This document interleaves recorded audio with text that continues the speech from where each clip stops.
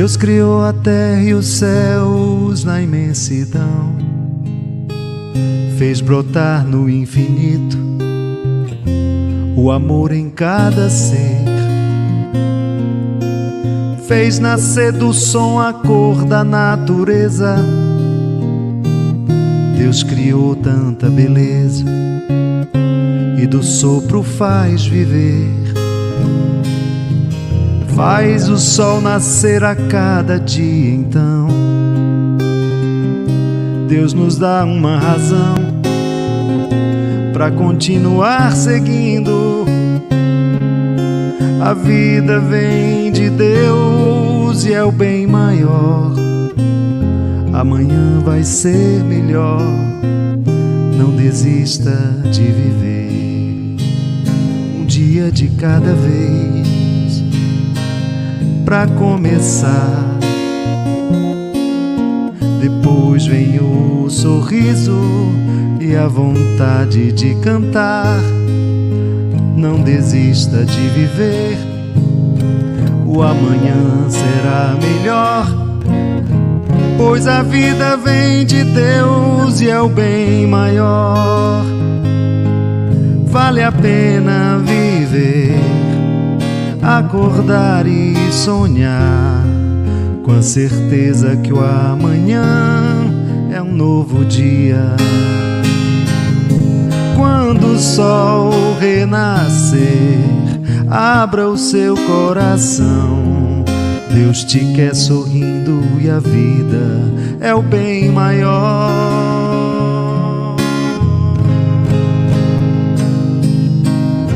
Deus criou a terra e os céus na imensidão, fez brotar no infinito o amor em cada ser, fez nascer do som a cor da natureza. Deus criou tanta beleza e do sopro faz viver. Faz o sol nascer a cada dia, então Deus nos dá uma razão pra continuar seguindo.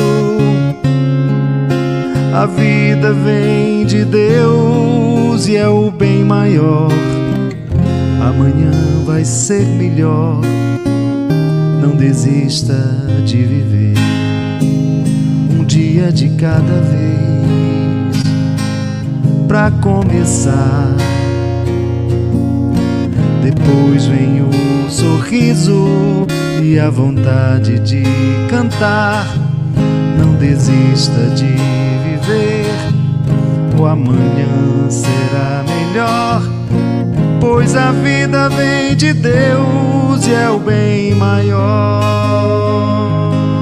Vale a pena viver, acordar e sonhar, com a certeza que o amanhã é um novo dia. Quando o sol renascer, abra o seu coração. Deus te quer sorrindo e a vida é o bem maior.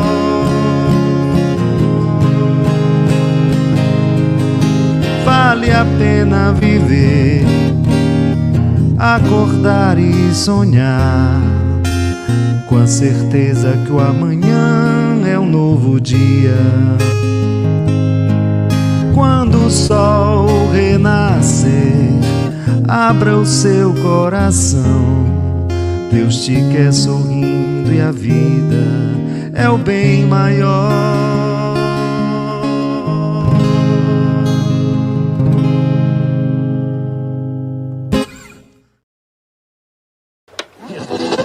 Web Rádio Fraternidade. É a Web Rádio Fraternidade, a nossa ferramenta de paz, alcançando ruas, campos e cidades, com amizade, amor, muito mais. É a Web Rádio Fraternidade, a nossa ferramenta de paz, levando o Consolador a toda parte, com amizade, amor, muito mais.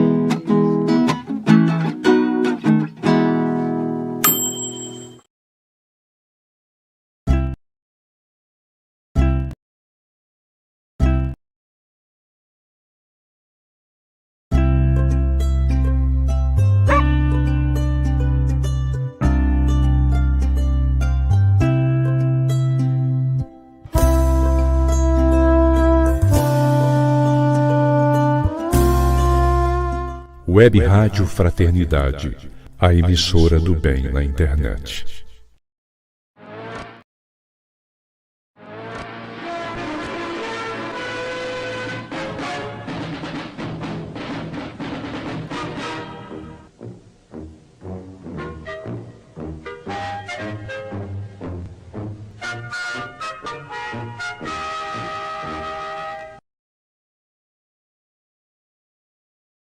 Boa noite, queridos internautas, ouvintes da nossa Web Rádio Fraternidade e também o pessoal que está conosco no YouTube. É uma alegria poder estar aqui com você nesta segunda-feira, dia 4 de setembro de 2023, e só Deus sabe o que a gente fez para esse pinga-fogo entrar no ar. Eu já estava planejando gravar e veicular na quarta-feira. Mas, como diz o Jorge, né? Se Deus quiser. E Ele quis. E o programa está aqui no ar. Muito boa noite, Divina. Boa noite, Rubens. Boa noite, queridos irmãos. Jorge, Sâmia. Que Jesus possa nos envolver, né? Como o Rubens disse, Deus quis e nós estamos aqui, né? Isso mesmo, Jorge, Sâmia, sejam bem-vindos. Deixa eu tirar o eco aqui, peraí que tá com eco, vai dar eco, peraí. Isso, áudio. Pronto, pode falar à vontade agora. Boa noite, então, aos meus queridos irmãos que já estão aqui logados no Pinga Fogo. Boa noite, Elahá. Boa noite, Rubens e Divina. É uma alegria estarmos aqui novamente. Boa noite, Sâmia! Boa noite, Divina! Boa noite, Rubens! Como é bom fazer uma live sem ser sussurrando. Oh, coisa boa! Boa noite para os nossos companheiros do Brasil e do mundo que nos assistem através da Web Rádio. Rapaz, eu estava ouvindo aquele cara falar. Web Rádio Fraternidade, a emissora do bem. Fiquei com inveja dele, que vozeirão. Então, boa noite para todos que estão ligados na Web Rádio Fraternidade, a emissora do bem na internet, ajudando a construir um mundo melhor. E é isso mesmo, Jorge. Esse final de semana eu fiz uma gravação para a Web Rádio dentro de um depósito de vassoura. Eu vi a foto aqui que você mandou, a nossa irmã Tati Brito ajudando a gente na cobertura lá da Semana Espírita de Vitória da Conquista. Muito legal mesmo. A gente vai dando as mãos e o pessoal vai gostando de ajudar a gente. É o único local silencioso. O Jorge, Sâmia, ouvintes, internautas, vamos lá para a nossa edição de número 174 desse programa, que já virou tradição, né? Eu já estava sentindo falta. Gente, não é possível que não vai no ar hoje, mas acabou a gente estando aqui. Então, eu queria agradecer a Deus imensamente pela oportunidade que Ele nos concede de trabalhar nessa seara. Em particular, da gente fazer esse singelo trabalho de divulgação da mensagem espírita, não só através da Web Rádio Fraternidade, mas também nesse programa Pinga Fogo, e contando com o apoio de tantos amigos que se reúnem para a gente somar na divulgação espírita. Que esse trabalho que hoje realizaremos, Senhor, possa ser pautado sob a sua inspiração, confortando os corações, ajudando o Jorge a ter sempre a inspiração também na palavra amiga trazida aos nossos amigos, e que ao final do programa a gente possa estar compreendendo ainda mais os teus ensinamentos para colocá-los em prática. Porque é esse o grande desafio, colocar em prática os teus ensinamentos. E é sob a sua proteção, sob a tua inspiração, que nós iniciamos na noite de hoje a edição de número 174 do programa Pinga Fogo. Que assim seja. Sâmia, o que você preparou para a gente hoje?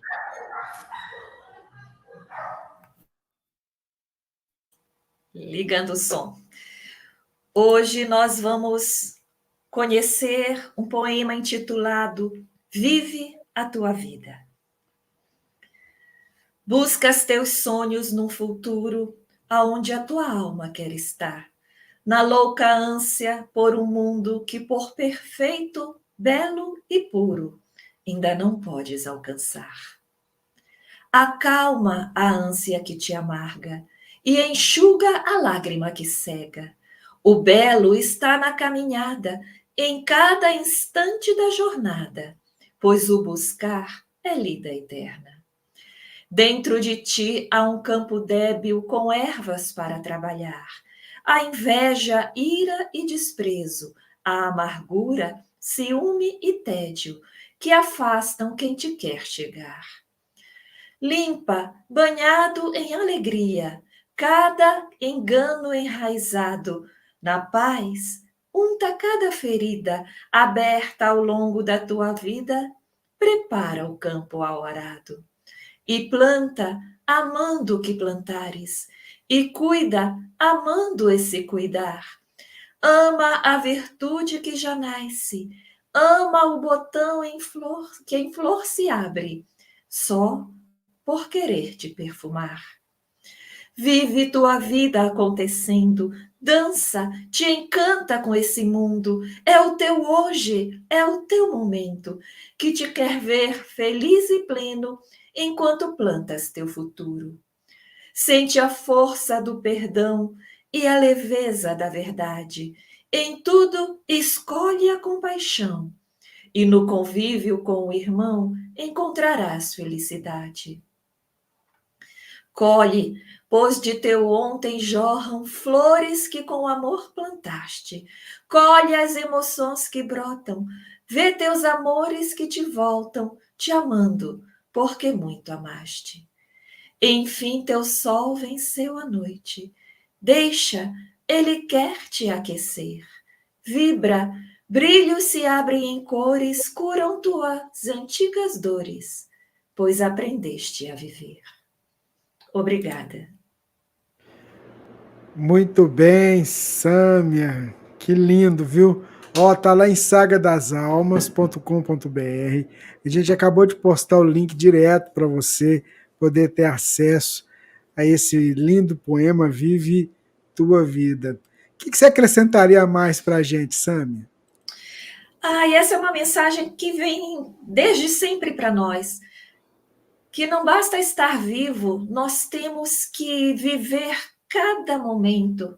Jesus já dizia, né, para a gente não se afadigar com o dia de amanhã. Né? Nós temos que viver o hoje, e muitas vezes a gente transporta o nosso ideal de felicidade para o futuro e para o futuro, porque a gente se acha infeliz hoje. A proposta, e até a Joana de Ângeles, ela coloca que nós devemos viver rejubilosamente o hoje, seja qual for o nosso hoje.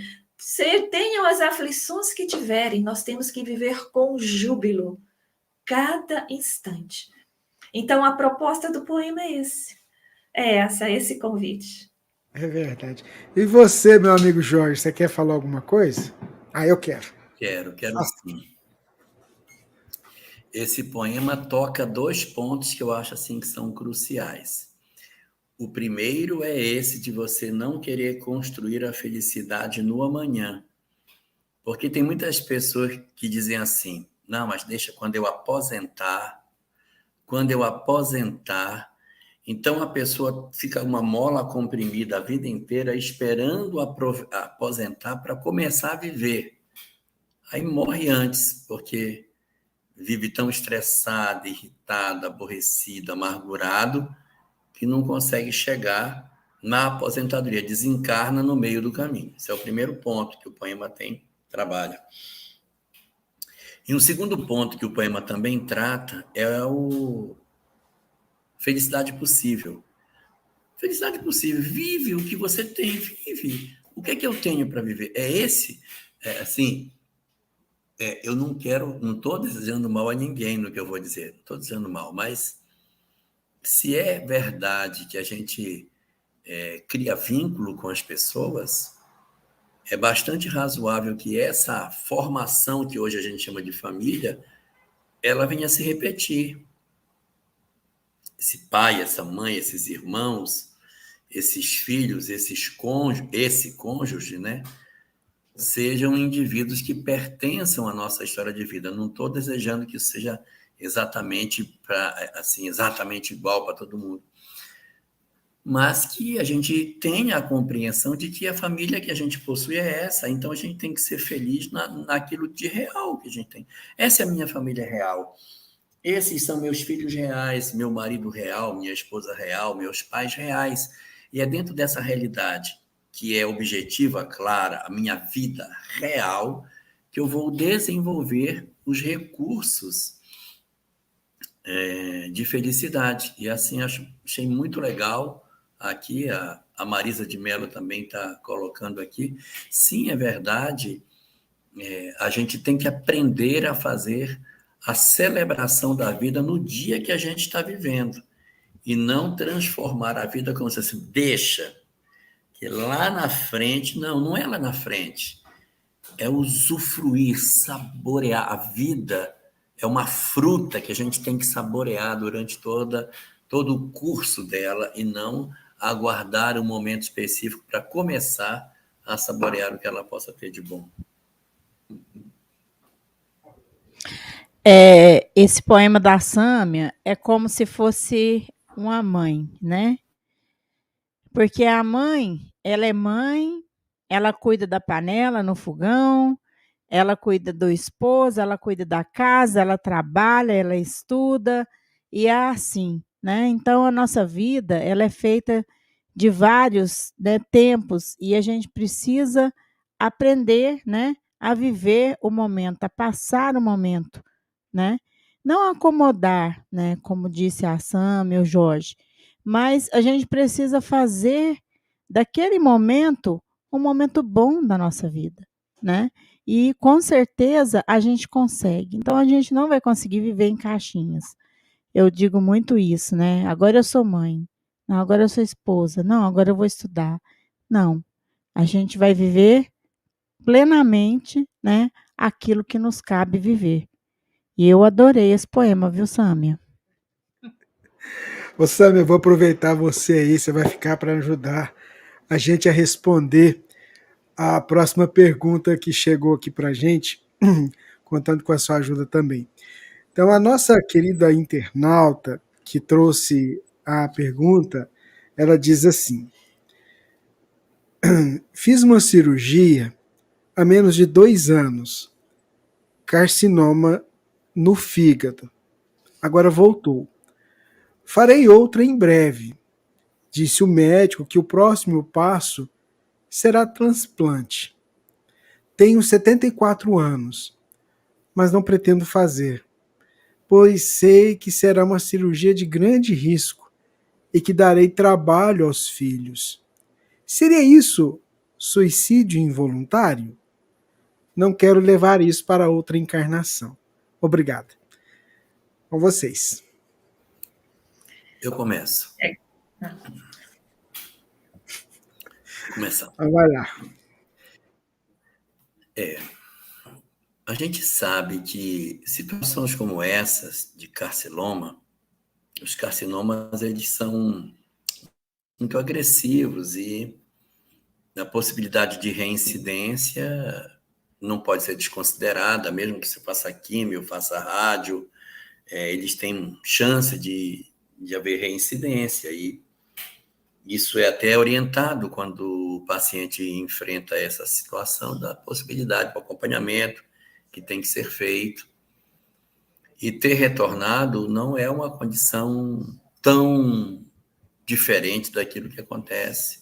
Então, é uma situação que está dentro do quadro de possibilidades. Agora, não significa dizer que, obrigatoriamente, o que tem que ser feito tem que ser uma retirada integral do órgão, né? De repente, o médico coloca isso como uma possibilidade.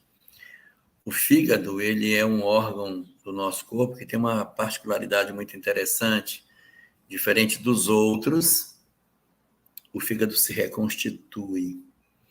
Então, se eu tirar um pedaço do pulmão, eu fico sem um pedaço do pulmão. Se eu tirasse um pedaço do coração, eu ficaria sem um pedaço do coração.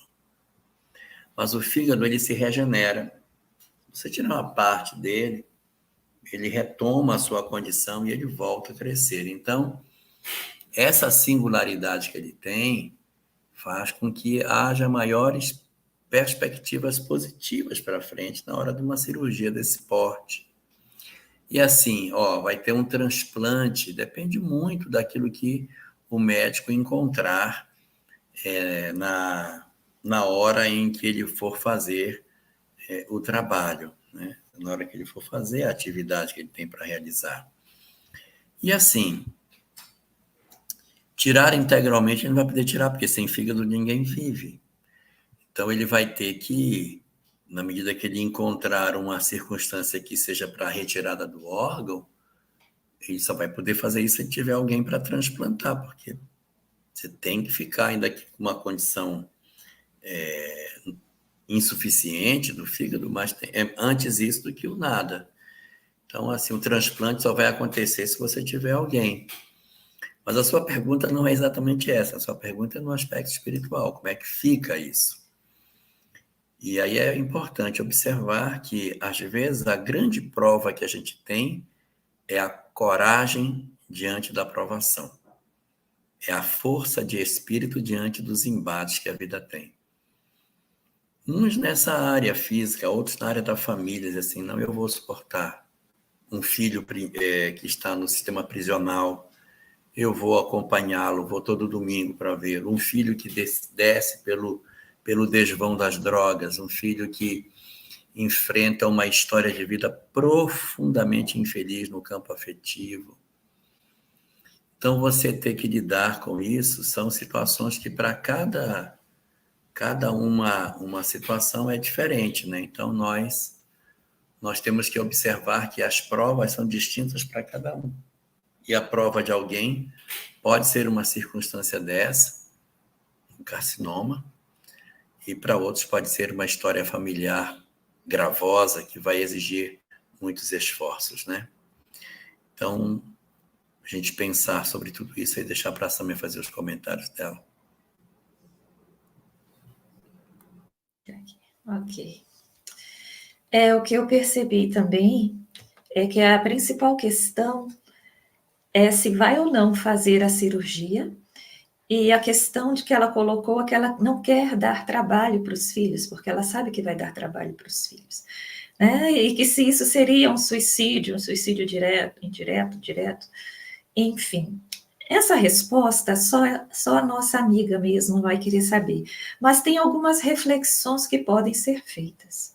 Primeiro, será que o fato de não querer dar trabalho, e muitos dos que estão ouvindo aqui vai se lembrar que já disse isso, se for para eu dar trabalho, quando eu tiver mais idade, eu prefiro morrer antes.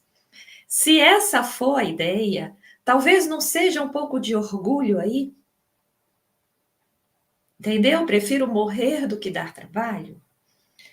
Será, por outro lado, que ao invés de ser isso, não existe algum pensamento, eu não tenho mais por que ficar aqui, eu já quero ir mesmo? Então, é importante que a gente pense se nós estamos buscando um motivo nobre para não aceitar o transplante, ou se nós estamos buscando motivo por algo que está dentro de nós, por um achar que é hora de morrer. E o que a gente tem que verificar em relação às provações? Quando nós temos um desafio, vamos dizer que seja algo expiatório, uma provação ou uma expiação, nos vem um desafio, nos vem uma dor, né? Pode ser uma doença como essa. Não é só a doença em si, mas as consequências secundárias da doença que estão nesse processo da provação. Eu não aprendo só porque eu estou com um problema no fígado, estou com um carcinoma.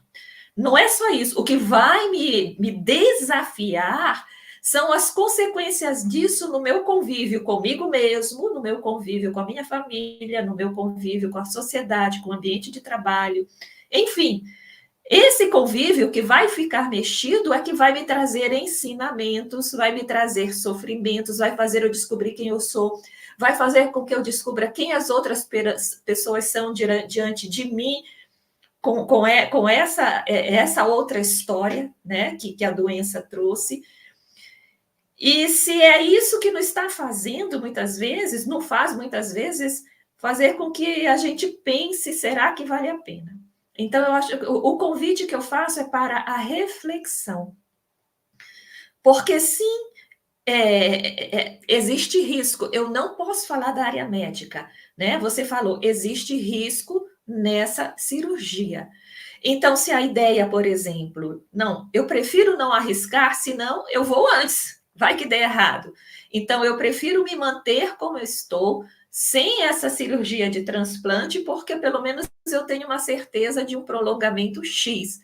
Com a cirurgia, eu posso ficar na mesa de cirurgia ou ter um prolongamento 10x, mas eu não quero arriscar, né? Isso é uma história.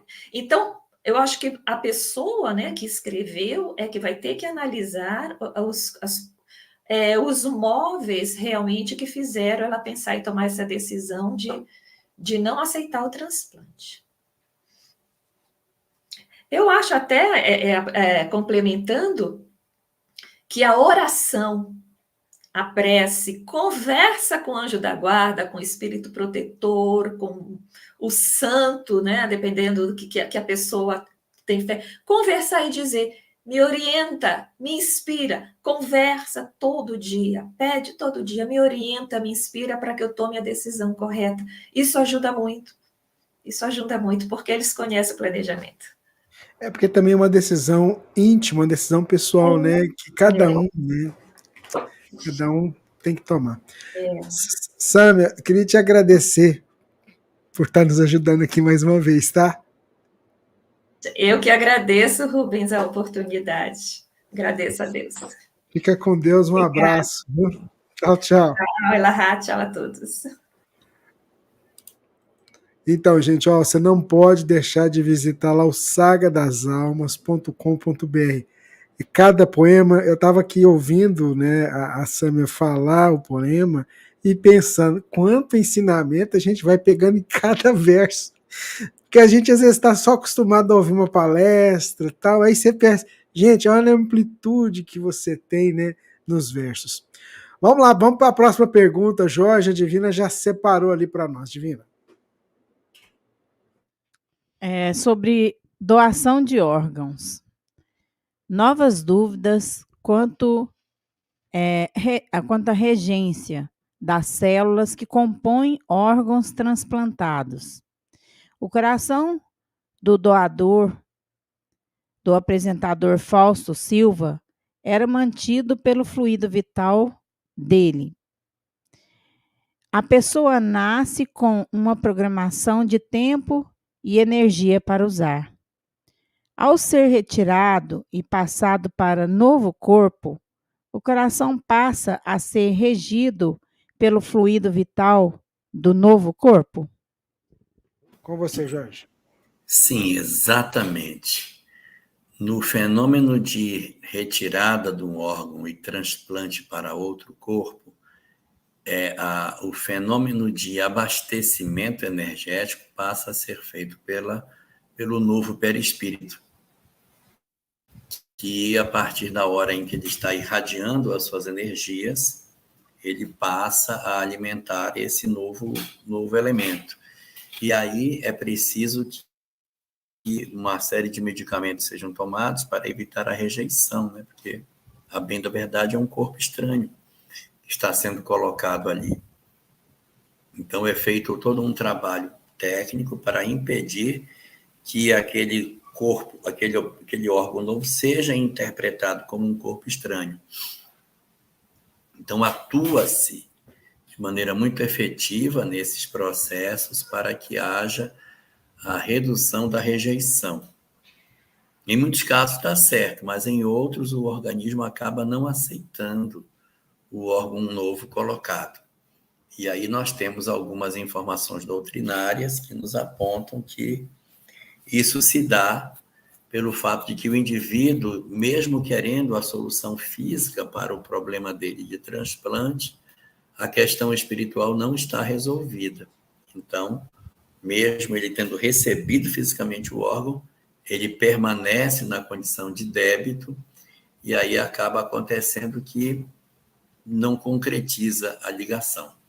Agora, respondendo aí a pergunta, sim, a vinculação que se estabelece é uma relação energética em que esse novo corpo, esse novo órgão que está sendo ligado, ele vai ser conectado ao novo corpo e vai receber os impulsos elétricos a partir do novo corpo que vai promover o funcionamento desse organismo. Então, tem toda uma questão muito delicada por conta do sistema de pulsação do coração, que precisa ser trabalhado, né? Porque os órgãos do sistema nervoso, eles não possuem vínculos maiores em termos de alimentação da parte de energia do coração, então exige todo um trabalho dos profissionais para garantir o funcionamento, o batimento cardíaco nessa nova etapa que ele tem por conta da inervação que ele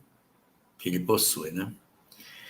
Então, ele tem uma conexão física, mas ele também precisa de um amparo do ponto de vista técnico para que ele continue pulsando como ele pulsava no corpo anterior. Muito bem, Jorge Elahá. Vamos seguindo aqui com o Pinga Fogo, programa de número 174, 4 de setembro de 2023. A próxima pergunta, Jorge, a nossa internauta escreveu dizendo assim: tem uma dúvida e gostaria de um esclarecimento, se for possível. Um médium pode dar passividade e doutrinar ao mesmo tempo?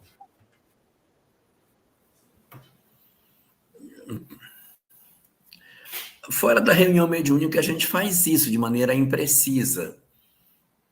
Eu estou em casa e uma entidade aparece e eu percebendo a entidade, eu posso fazer. Não no sentido estrito da frase, assim, eu incorporo, aí depois eu desincorporo, falo, aí depois eu falo. Não no sentido estrito, mas a gente diz assim, olha, tem uma entidade aqui no meu quarto. Eu senti que aí eu vou me dar o evangelho, deixa eu pegar aqui. Aí eu começo a fazer a leitura, eu estou tendo uma comunicação com a entidade, estou doutrinando com aquilo que eu ofereço. Eu vejo uma entidade, eu faço uma oração, eu faço uma prece, então estou fazendo um trabalho de socorro espiritual, ao mesmo tempo em que eu estou tendo a comunicação com ele. Mas, assim, esse modelo que você está perguntando se é um modelo estrito do tipo, eu recebo a entidade e manifesta, eu falo, depois a entidade desincorpora, aí eu doutrino, aí depois eu relaxo, a entidade conecta de novo. Esse não é um modelo que a gente tem esperado para funcionar, mas a gente faz muito isso. Fora da reunião mediúnica, você em casa percebe a presença de uma entidade, então você está sendo médium, e você diz, olha, eu sei que você está aqui, eu quero dizer para você que você é muito bem-vindo, mas... Então, você doutrina, mesmo percebendo a entidade no ambiente. Eu tive, há muitos anos atrás, quando eu tinha a idade do Rubens, mais ou menos, né, fazia uns 30 anos isso, eu participei de um grupo mediúnico que tinha uma moça que ela era médium, mas foi a única pessoa médium até hoje que eu vi que funcionava assim. Ela era médium e dava dica para o doutrinador. Ela começava a comunicação, aí ela voltava e dizia, pergunta para ele pela mãe dele, pergunta pela mãe dele. Aí, estou com sofrimento e tal. Aí ela ia e vinha o tempo todo para ajudar o doutrinador no trabalho de doutrinação.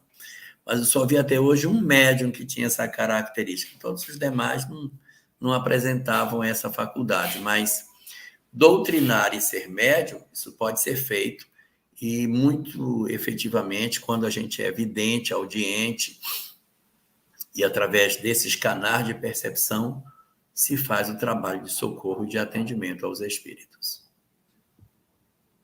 Vamos seguindo com o Pinga Fogo. A Divina traz para a gente a próxima pergunta, Divina. 37,50.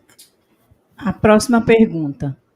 Muitos espíritas falam que não adianta pedir na prece benefícios como curas de doenças, porque está na lei de causa e efeito.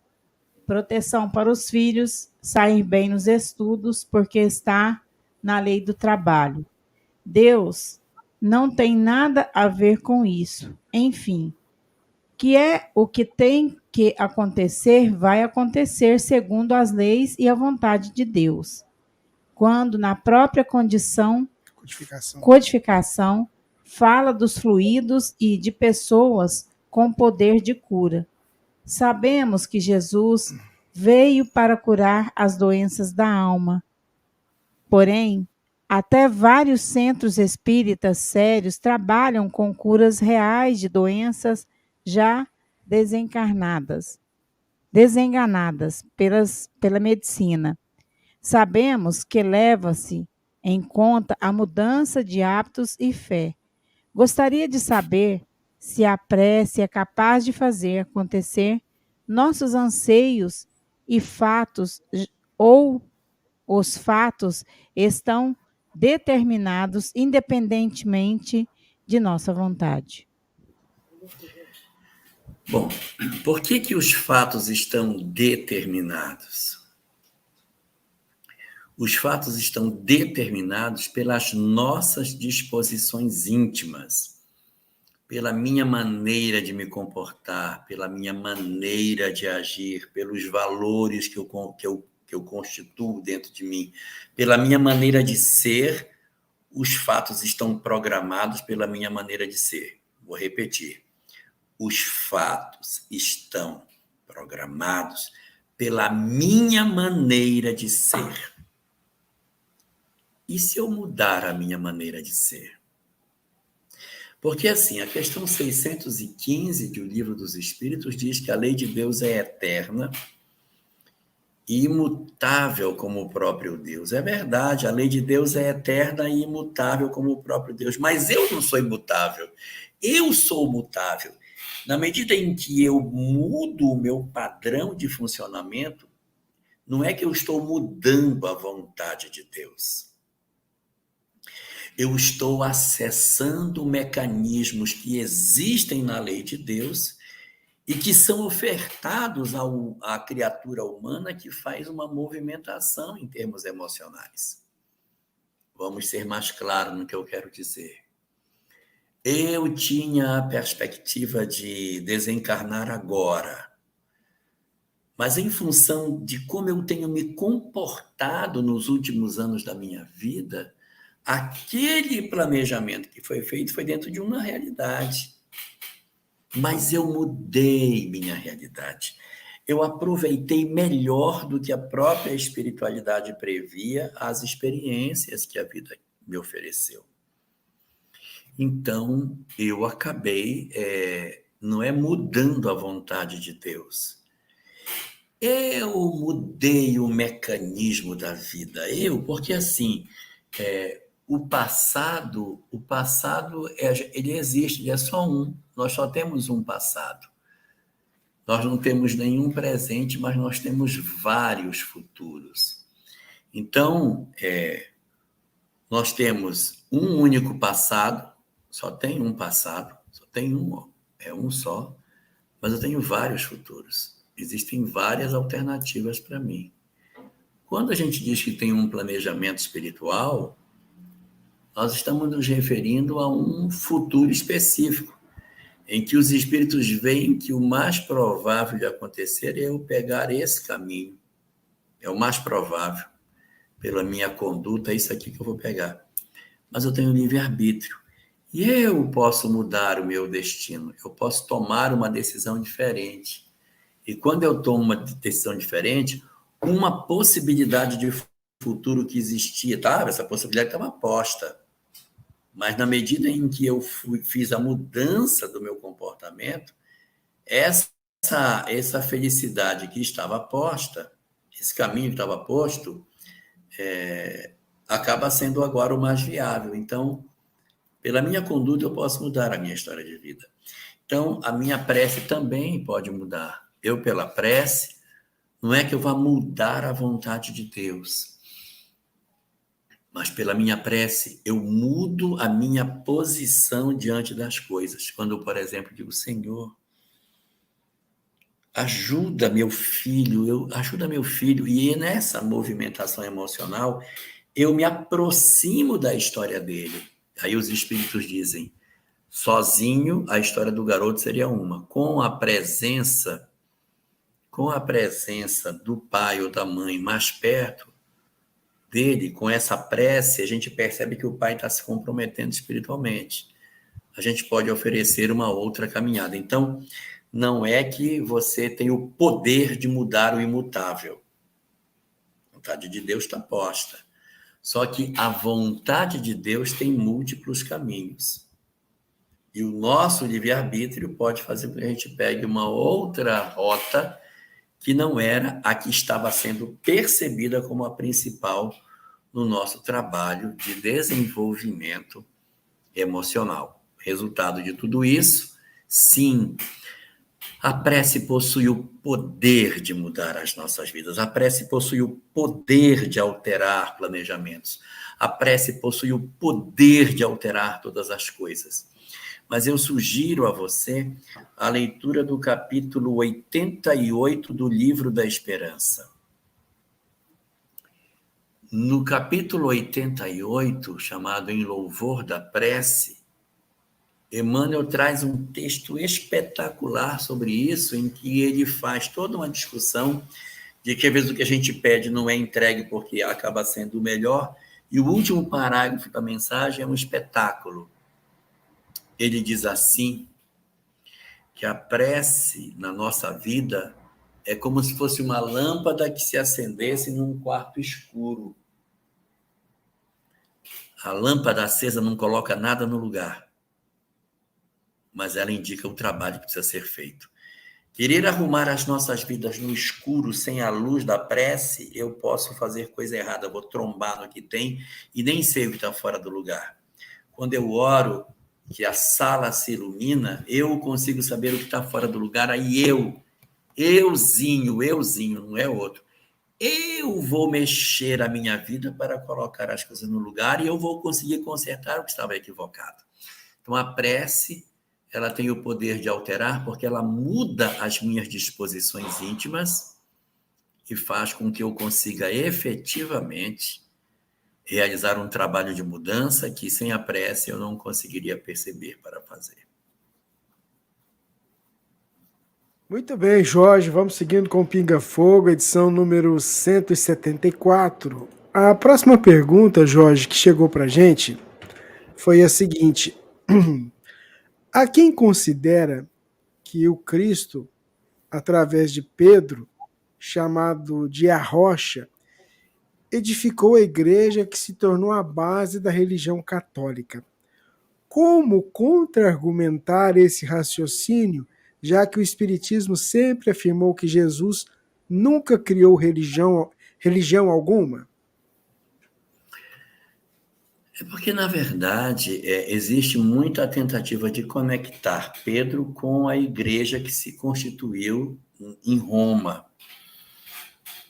Mas o que, na verdade, a gente tem como conceito de eclésio, que é o nome de igreja que está colocado lá no Evangelho, se eu não me engano, é no capítulo 18 do Evangelho de Mateus, tu és pedra, e sobre ti eu erguerei minha igreja, na verdade não é igreja no sentido daquilo que a gente conhece, é o sentido de eclésio, grupo, a egrégora. Sobre ti eu reunirei os meus discípulos. Tu serás o mais importante. Aqui o sentido de eclésio foi tomando o sentido religioso de uma igreja, templo, mas era o sentido de tu serás o líder do grupo. Tu vais ser aquele que vai ser a liderança entre os meus discípulos. E foi o que aconteceu. Pedro, nos primeiros anos do cristianismo, assumiu um papel muito importante de liderança entre os discípulos. Mas ele mesmo não construiu igreja nenhuma, ele não construiu nenhum templo.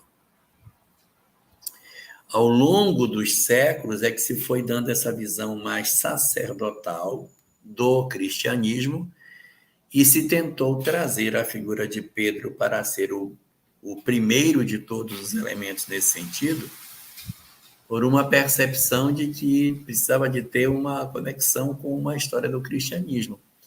Mas Pedro não cria igrejas. Mas aí você pergunta como desconstruir isso? A gente desconstrói dizendo que eclésio, que é a palavra grega usada no texto, não é igreja-templo, é sentido de grupo, de colégio, no sentido de equipe de trabalho. Tu serás o líder da equipe que eu estou deixando. Esse é o sentido de eclésio, que mais tarde ficou com o nome de igreja.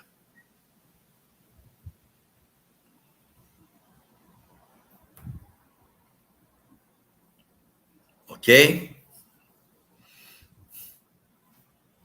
Isso aqui agora sim, pronto. Então, Jorge, vamos lá para a próxima. Quase que você fica aí sozinho fazendo pinga-fogo. Divina, a próxima pergunta. Jorge, sobre as pessoas com doenças graves ou terminais que optam por não realizarem o tratamento convencional, né, Rubens? Indicado. Como as pessoas acometidas com câncer e optam por não fazer, não continuar o tratamento com quimioterapia por causa dos efeitos colaterais, que muitas vezes ajudam a pessoa a sobreviver, sem nenhuma qualidade de vida, culminando assim com passagem para o plano espiritual de certa forma antecipada. Aí é para você comentar dessas pessoas que optam de não fazer o tratamento, né? Porque ela acha que o tratamento às vezes prejudica, né? E pode antecipar o desencarne. E aí tem uma outra colocação que foi feita aqui, ó. Quando a ciência oferece opções de tratamento para prolongar o tempo de vida na Terra e a pessoa opta por não fazer uso, seja por vontade própria, isso é uma outra pergunta que chegou, né? Ou porque a sua religião não permite, isso seria um suicídio involuntário? Como é que o Espiritismo vê isso? Ou trata sobre esse assunto? Nós temos 3 conceitos aí: eutanásia, ortotanásia e distanásia. O que é a eutanásia? A eutanásia é a decisão deliberada da família, geralmente da família, de interromper o fio da vida. Pode ser o médico, não, ele está sofrendo muito, vamos cortar. Então, é o indivíduo que está querendo fazer o papel de Deus. Não, ele está sofrendo, vamos cortar. Família faz muito isso, né? Tenta fazer muito isso, de abreviar o chamado sofrimento do indivíduo. Só que a doutrina espírita ela não abona a eutanásia, ou seja, a atitude no sentido de abreviar deliberadamente a existência do outro, porque acha que está na hora dele ir embora. Essa é uma. Existe o reverso da medalha, que é a distanásia, que é a manutenção da pessoa conectada à vida, não interessa de que forma seja, mas para impedir de todas as formas que a pessoa parta, que ela desencarne. Ainda que para isso você tenha que manter a pessoa numa condição até de vegetativa, mas eu não permito que ela vá. Chama-se distanásia. E entre as duas existe uma outra, chamada ortotanásia, que é oferecer todo o tratamento que a pessoa precisa receber. E aí, o médico, dentro das condições que ele tem, de entrega de terapia, de mecanismos que a gente tem para garantir o retorno da saúde integral do indivíduo, a saúde física dele, quando você esgota todas as possibilidades, não há mais perspectiva de solução, não existe mais. Então, a pessoa pode, é uma questão deliberada da família, fazer a transferência do indivíduo, sai da UTI e vai para um quarto, para que não tem mais solução. Olha, todos os recursos da medicina foram usados. Não há mais nada para fazer. Tudo já foi tentado. Tudo que se poderia fazer foi feito. A situação dele é gravíssima, ele tem mais 1 ou 2 dias de vida, ele não vai mais, não tem mais o que buscar, não tem mais o que tentar. Então, nessa hora, quando se percebe que todas as tentativas já foram feitas e nada deu resultado, aí o que os médicos costumam fazer? Transfere o paciente para um quarto e administra uma substância para que ele não sofra, para que ele não tenha dor. E esses últimos dias ele passa em companhia da família, se despedindo, conversando, pedindo desculpa, oferecendo desculpa, ajeitando as coisas, fazendo a adequação dele para uma transição para o mundo espiritual. Não é porque ele quer cortar o fio da vida, é porque não existe mais recurso na situação atual da Terra para que se consiga resolver o problema que ele está passando. Isso chama-se ortotanásia. Orto significa certo. Eutanásia antes, distanásia depois. Então, na ortotanásia, considerado que tudo foi tentado e nada mais pode garantir essa sobrevivência, a gente transfere, dá conforto ao paciente, administra as drogas para que ele não tenha tanta dor, possa ter um pouco de qualidade para os momentos finais e poder se despedir das pessoas. Então, essa é a leitura que a doutrina espírita faz. Agora, cortar o fio da vida, não, chega, já está bom. Mas tem recurso? Tem recurso ainda? Tem, mas a gente não vai usar. Não vou usar, eutanásia. Se tem e eu não vou usar, eutanásia.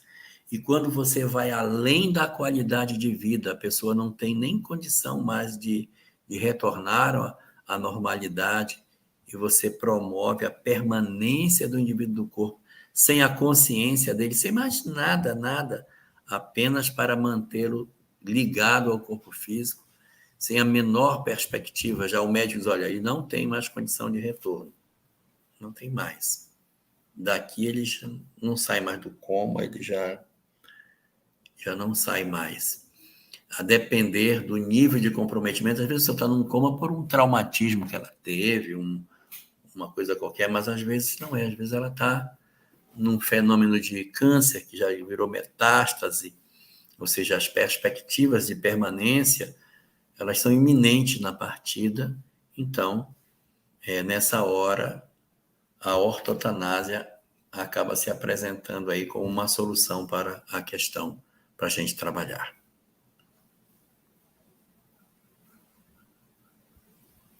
Muito bem, Jorge. Vamos lá. A próxima pergunta que chegou para a gente é a seguinte. Só um instantinho. Cláudia Maciel, olha só. Não é que o médico vai cortar o fio da vida, não. Ele não vai cortar. Ele administra a medicação de conforto e deixa com que a própria natureza possa atuar. Ele dá toda a medicação para que a pessoa fique bem e ele é transferido para o quarto. Tá? Ele não deu um medicamento para... Não vai dar. Vamos pensar, foi algo para não sentir dor. Vamos dizer isso, assim. Joga a pessoa na morfina e manda para o quarto. Então, Jorge, a próxima pergunta que chegou para a gente é a seguinte. Preciso de uma orientação sobre como agir para ajudar uma amiga que teve sua mãe retornando mais cedo para o plano espiritual. Elas viviam uma relação de apego, onde a mãe obsediava a filha, manipulando-a de forma sutil, a ponto de isolar a filha de tudo, incluindo o trabalho, o qual se afastou até conseguir a aposentadoria. Viviam numa simbiose doentia, as duas, até que no dia 1º de julho, a sua mãe desencarnou. Precisava passar mais detalhes, tendo em vista a situação em que se encontra a filha e continua isolada com a mãe, agora em espírito. Eu sou a única amiga que ela aceita contato. Consegui levá-la ao centro 2 vezes, mas sem resultado. Faço o evangelho no lar todos os dias em casa. Pedi preces para vários amigos e coloquei o nome das 2 no centro. Em meus trabalhos mediúnicos, toda semana vibramos pela mãe e por ela. tudo sem Perfeito. resultado. Ela está com pensamentos suicidas e tenho feito o possível para conscientizá-la da real situação de tudo que sabemos sobre a desencarnação. Eu queria uma ajuda para poder auxiliar essa nossa amiga. O que a Eu gente pode penso, dizer, Jorge? eu penso que você já fez a receita que era prevista. Atendimento nas preces, envolvimento em reunião mediúnica, evangelho, visitas sistemáticas, orientação sobre as situações, porque assim, quando a gente passa por uma situação desse tipo, que a pessoa está com ideação suicida, aí você tem que conversar aberto, porque se você não fizer a fala, pode ser que a pessoa se suicide. Então, até isso você já fez, que é visitar e dizer, eu vou te passar a real. E aí abre o jogo com a pessoa, abre o jogo. Diferente de, por exemplo, ser uma pessoa que perdeu um ente querido, você chegar lá e ficar perturbando a pessoa falando que ela não quer ouvir. Mas quando você está com ideação suicida, você tem que jogar a corda para a pessoa para ela poder sair. Não dá para você dizer, não, ela vai pensar, ela vai refletir. Não, tem que ajudar a pessoa a se desembaraçar desse nó. E você, pelo que vejo, você tomou as atitudes que deveria tomar. O evangelho no lar, a oração, a reunião mediúnica, as visitas, mas ela reage ao processo de terapia se enclausurando. Talvez uma tentativa que você poderia fazer é tentar uma outra pessoa para fazer algum movimento, porque você não está conseguindo acessar o coração dela. Talvez exista outra pessoa no espaço de convivência que essa moça tem, que tenha mais autoridade sobre ela. Às vezes a gente está querendo ajudar muito, mas a gente quer muito, mas pode pouco. Aí ela pode ter uma outra pessoa, não sei, o pai, se está encarnado, o irmão mais velho, alguém que possa chegar lá e ter autoridade com ela para tirá-la do estado de dependência. E eu estava pensando aqui, né, Jorge? Talvez, eu não vi aqui se ela colocou isso, mas ver também se tem algum acompanhamento médico também, né, do ponto de vista psiquiátrico e psicológico, né? Porque talvez seja necessário a questão de medicamento também, né? Não. Quem tem ideação suicida tem que ter medicamento. Ponto, acabou. Se eu tenho uma depressão, mas eu não tenho ideação suicida, é até passível de que você não tenha uma medicação. Mas se você está num estado gravoso em que você traz ideação suicida, você tem que entrar na medicação, não tem para onde correr. Só que essa moça, ao que tudo indica, ela está numa circunstância em que ela não quer ajuda. Não está se movimentando, não está reagindo a isso. E, de certa maneira, a pessoa acha, né? Eu estou falando para quem não tem que ouvir, eu tenho que falar para quem tem que ouvir, estou falando para quem não tem que ouvir. Mas ela acha que isso é uma forma de amar a mãe, se anular, se abandonar, né? Estou falando aqui para quem não está passando por isso, quando deveria falar para a moça que está com essa dificuldade. Então, a gente, às vezes, acha que está fazendo um grande ato de amor, abrindo mão da nossa existência em função de uma mãe que desencarnou. Os nossos entes queridos que desencarnam não querem de nós isso. Eles querem que a gente viva. Então, a gente tem que, se quer homenagear os nossos entes queridos, viva, mas viva intensamente para você poder viver exatamente os sonhos que esse tinha e que não realizou. Viva os seus sonhos e realize os sonhos dele. Faça uma vida ainda mais intensa a partir daí. A gente não pode se abandonar a partir dessa mudança. Só que nós estamos conversando sobre uma pessoa que não está na reunião. Se fosse ela na live, era mais fácil, você fala direto com ela. Mas eu falar para ela que vai dizer para outra que também não quer, é de complicado, porque ela está se abandonando. Então, tem que encontrar uma outra pessoa que pode ter acesso a ela. Talvez a amiga que fez a pergunta possa ter muita vontade de ajudar, mas a porta para ela está trancada. Talvez outra pessoa possa ter esse acesso de poder chegar na casa e dar uma voz de comando nela que ela obedeça. Alguém a quem ela respeite a autoridade, no seu irmão mais velho, negativo. Você vai sair daqui. Nessas circunstâncias, alguém com mais pulso tem que vir para levar, para tirar, para levar no médico, entrar com a medicação. O ruim é que a medicação para esse tipo de situação demora 15 dias para fazer efeito. Então, nessa janela de 15 dias, a pessoa está tomando a medicação para melhorar o estado de humor e, em princípio, é como se não estivesse funcionando. Então, tem que ter uma atenção enorme nesses 15 dias, porque a pessoa diz, não, eu estou medicada e eu não estou sentindo diferença, então porque é para eu fazer mesmo. Então, é medicação de um lado e olho do outro, para segurar a pessoa. Passados 15 dias, quando o efeito da substância começa a ser mais evidente, aí a pessoa se reorganiza emocionalmente melhor. O ruim é a dependência que a pessoa passa a ter de não procurar curar-se para não depender da substância para manter o seu equilíbrio, que esse é o grave problema do medicação de cunho emocional, né? Que ela altera as possibilidades do indivíduo.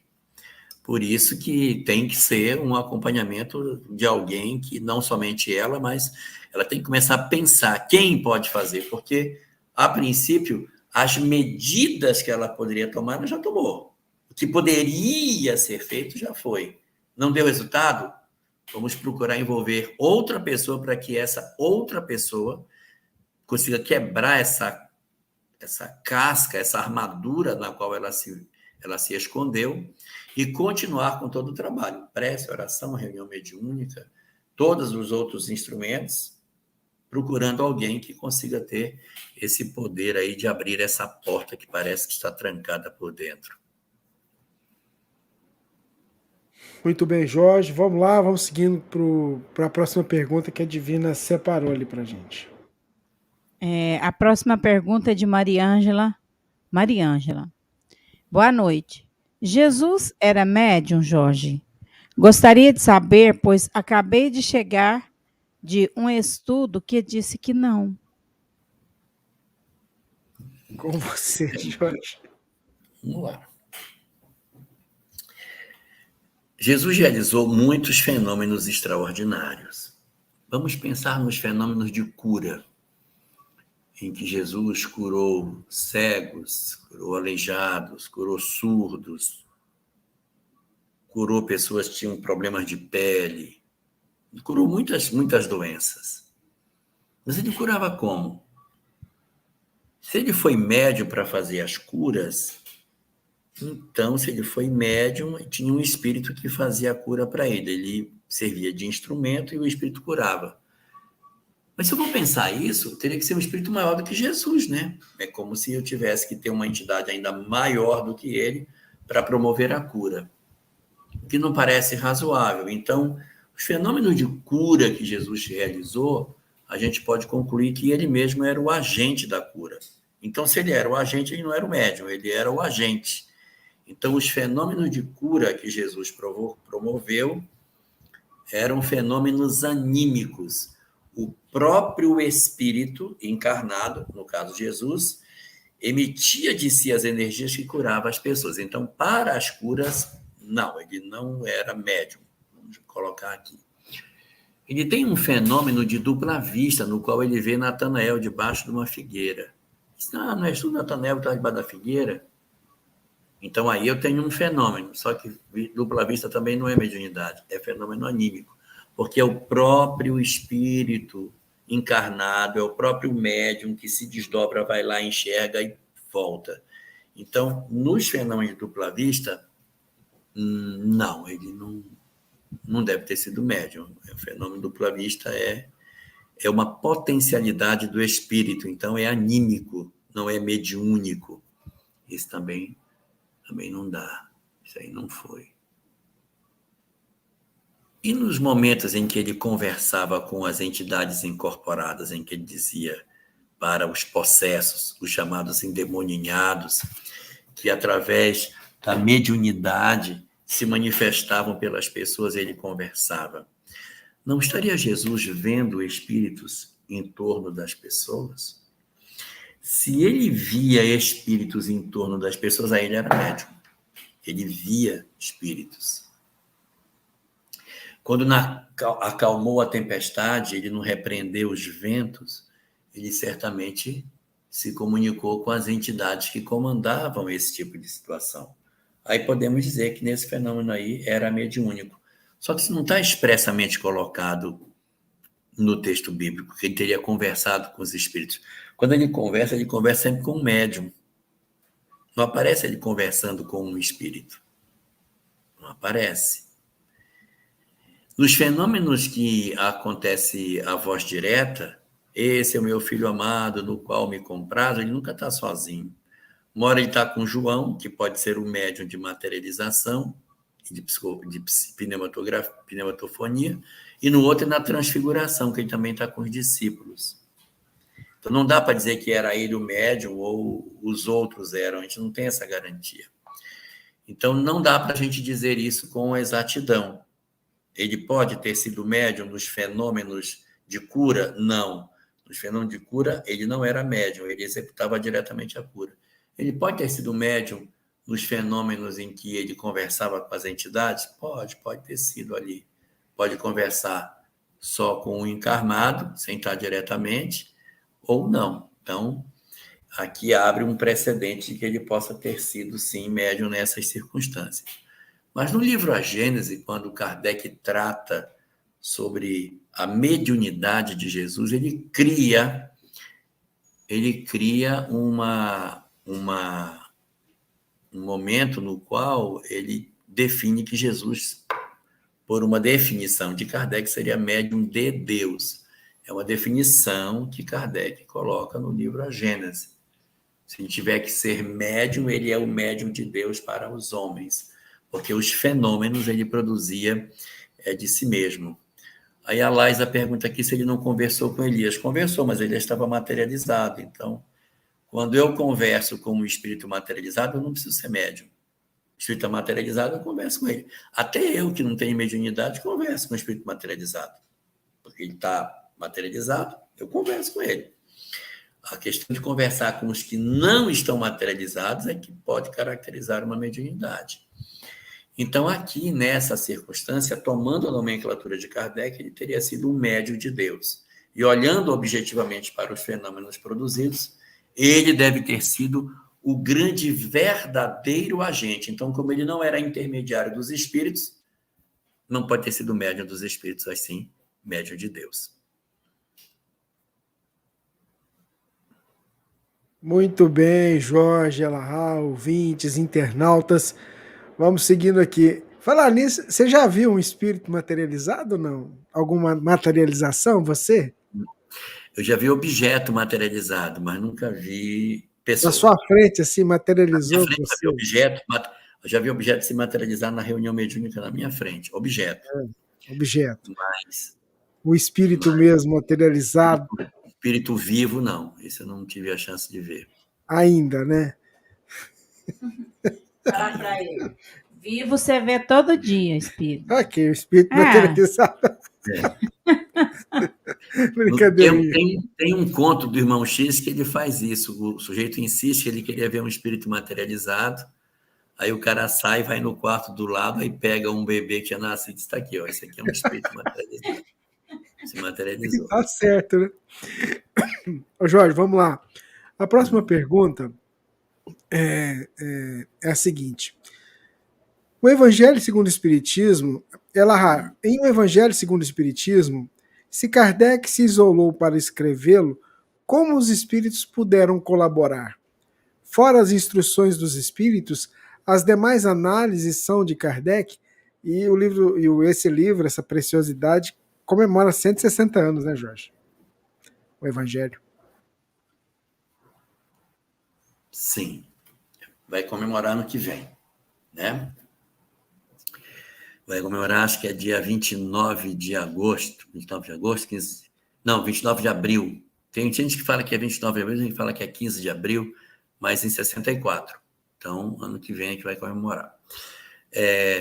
As instruções dos espíritos já estavam postas, porque elas são de 61, 62, tem de 60. Elas eram de anos anteriores. Os comentários, as interpretações que são deles. Ele realmente se retirou, ele tirou umas férias mais prolongadas, e foi nesse retiro que ele produziu o texto básico que compõe o livro dos Espíritos, o Evangelho segundo o Espiritismo. Agora, o fato de eu me retirar para um local não é para ficar longe dos espíritos, é para ficar longe do burburinho das pessoas. É como acontece em muitas empresas, quando vão fazer planejamento estratégico, ele pega todo o corpo de gerentes e leva para um local que às vezes nem celular tem. Aqui vocês vão ficar isolados para poder fazer, para poder se concentrar, para ninguém perturbar vocês. Então, isso Kardec pode ter feito voluntariamente para que ele ficasse num local sem contato mais direto com aqueles que poderiam tomar o seu dia a dia para interferir na sua concentração, para que ele pudesse fazer um trabalho melhor. Mas a retirada para outro lugar não vai tirar de nós o contato com os espíritos benfeitores. Vai tirar das outras coisas que poderiam, da rotina, roubar tempos de Kardec para se dedicar a essa obra. Muito bem, internautas, vamos lá para a próxima pergunta que a Divina traz para a gente. Senhor Jorge, fiz 43 anos de casados, com mais 5 de namoro, muito tempo juntos. É ruim eu e meu marido conversarmos sobre o que gostaríamos que um ou outro fizéssemos quando desencarnarmos? Olha, conversar sobre isso não é nada negativo. O ruim é se isso passasse a conversa única do casal, né? Fica uma conversa mórbida. Quando eu morrer, você faz isso, quando eu morrer, faz aquilo. Mas o casal precisa pensar nos bens, o que vai fazer, como é que vai partir esses bens. Até para que a gente desencarne e não fique assombrando a casa com as decisões que o cônjuge tomou na partilha dos bens que eram dos dois e que o que sobra vai ter que tomar a decisão de que fazer com ele. Então, não é ruim, não, pensar isso, mas tem que pensar isso de maneira serena e não doentia. Se começar a ficar doentio, a conversa é só essa, aquela coisa lúgubre, pesada, não vai ser legal. Mas é razoável, tem que fazer testamento, registrar em cartório, deixar tudo ajeitadinho, para que, se a gente for fazer uma partilha dos bens, tiver muita coisa para decidir, é bom fazer o testamento para evitar problema, né? E participa logo aos filhos o que é que tem para não ter problema. E a gente, se for harmônica a família, que às vezes a família não é muito harmônica, falar de testamento até piora. Mas se a família for harmônica, já fica tudo desse, fulano vai ficar com isso, fulano com aquilo, decidir, estou colocando em cartório, e acabou-se. Então é bom, porque mostra a serenidade do espírito diante da transição para o mundo maior, sem adoecimento e fanatismo, e ficar só falando da morte, lugubremente, durante todo o tempo. Muito bem, meus amigos, internautas, é o Pinga Fogo, edição. Você quer. Não saiu o seu áudio, não estava falando para cá? Não. Então tá bom. Desculpe.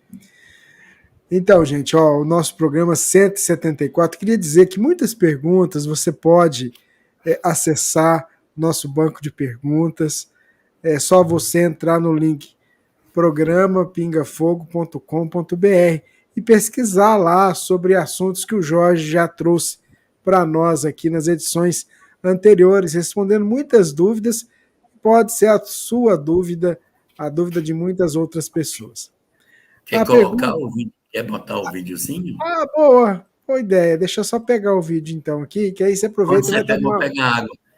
Então vai aqui lá. Na casa da minha mãe, eu peguei esse negócio de colocar água depois que eu vi que pode ser a vasilha do gato, sabe? Tá bom. Esse é o Jorge Elahá. Depois que ele bebeu a água, o tempo todo ele está pensando que a água pode ter sido a água do gato. Olha como é que você faz para pesquisar aqui. Esteja sempre em contato com o bem. No site.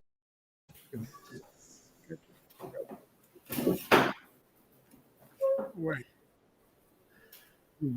Pois é, mas a minha mãe não tem gato. Esteja sempre em contato. Tem gato? Não, então mesmo não. Ainda bem, Jorge. Eu vou ter que achar Ah, tá aqui, tutorial O Pinga. programa Pinga Fogo da Web Rádio Fraternidade possui uma plataforma para que você possa encontrar facilmente todas as perguntas já feitas e as respostas a elas apresentadas nos episódios. Aqui você encontra todas as perguntas divididas por episódio. Quando quiser saber a resposta de uma pergunta, clique no link à esquerda desta pergunta, o qual indica o tempo em que a resposta foi dada no vídeo. E você será direcionado para o episódio no YouTube no momento exato em que a pergunta foi feita. Caso queira buscar por algum tema, palavra ou pergunta específica na plataforma, pressione o atalho no teclado Ctrl+F. Ou, caso você utilize Mac, use o atalho Command+F. Uma janela de busca aparecerá e você poderá buscar o que quiser. Nesse exemplo, buscaremos o termo mulher. Ao lado da caixa de pesquisa, aparecerá a quantidade de vezes que esse termo apareceu ao longo dos programas. Por meio destas setas, é possível navegar por todas as aparições desse termo, de forma a encontrar as perguntas relacionadas com o tema. Uma vez encontrada a pergunta desejada, basta clicar no link para ser direcionado para o episódio. Obrigada por ficar conosco até aqui. Web Rádio Fraternidade, a emissora do bem na internet. Então vocês viram que não é muito difícil, né? É só você acessar programapingafogo.com.br e aí você vai seguindo o passo. A gente vai colocar esse vídeo também lá no site, no programa pingafogo.com.br. Mas eu tenho um recadinho antes de a gente passar para a próxima pergunta. Esse vídeo está na descrição. Esse vídeo está na descrição do Pinga Fogo lá no YouTube. Quando você acessa, vai tá, a gente vai ter que incorporá-lo lá. A gente tem um tutorialzinho escrito, mas a gente vai incorporar o vídeo lá naquela página principal. Tem um recado que chegou aqui do nosso querido amigo Paulo. Ele pediu para a gente anunciar, porque o Elahá vai fazer uma jornada pelo interior de São Paulo. Então anota aí, dia 15/9, sexta-noite, e 16/9, manhã, ele vai estar na cidade de Taubaté, São Paulo. No dia 16/9, sábado à noite, ele vai estar em Conchal, São Paulo. No dia 17/9, domingo de manhã, será a vez de Araras, São Paulo, receber a visita do Elahá. E também no dia 17/9, tarde, ele vai estar em Santa Gertrudes, também em São Paulo. Aqueles que tiverem interesse, busquem no Simpla, aí você pesquisa lá Elahá, vocês vão encontrar. Obrigado, o recadinho aqui do Paulo, que passou internamente para a gente está compartilhando com você, ouvinte, internauta que está conosco, a gente vai falando também em outros programas. Você pode escrever para a gente qualquer dúvida, que também a gente repassa para o Paulo, a gente repassa para você aqui essas informações da nossa Web Rádio Fraternidade. Ô Jorge, a próxima pergunta é a seguinte. Uma vez fui orientado a ler o Evangelho segundo o Espiritismo em voz alta. Há dias atrás, foi dito num dos estudos das obras básicas pela FEB, por um mediador, que não é necessário. Eu gostaria de te ouvir.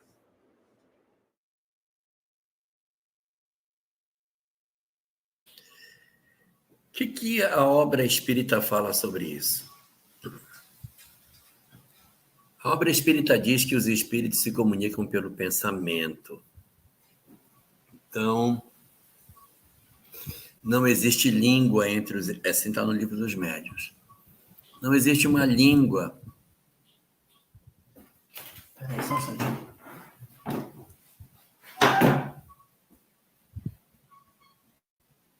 Foi lá ver uma questão? Já resolveu? Não, eu resolvi aqui, fez um barulho ali, mas é muito vento aqui. Pensei que tinha... bom. Então, me assustei.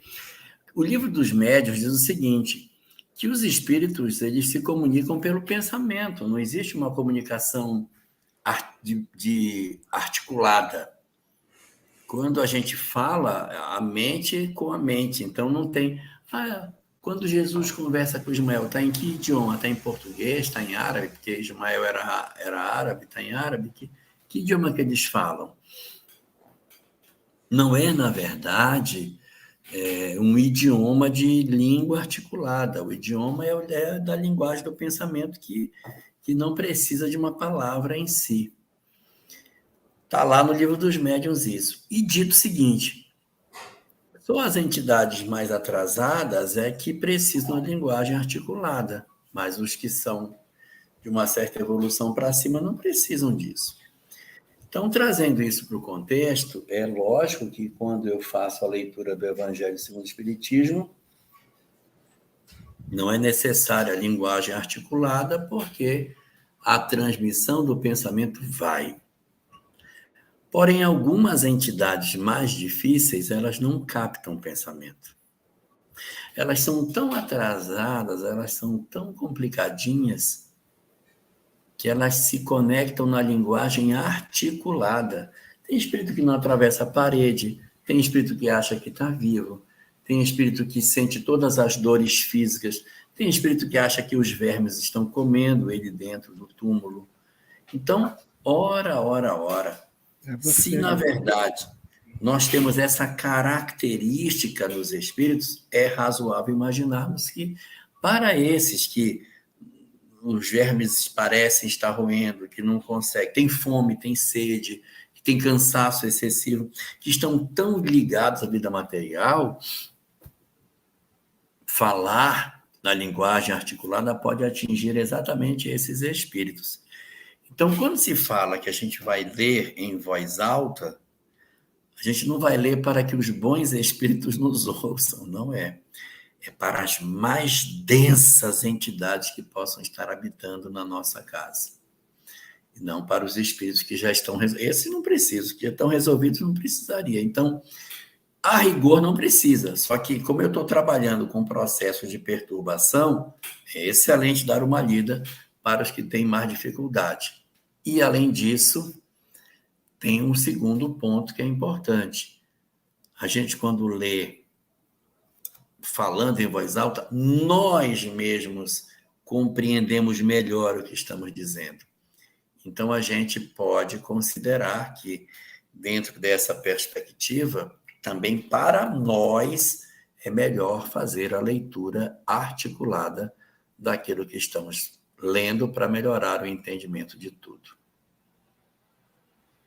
Muito bem, Jorge. O Pinga Fogo, a Divina separou para a gente ali a próxima pergunta, Divina.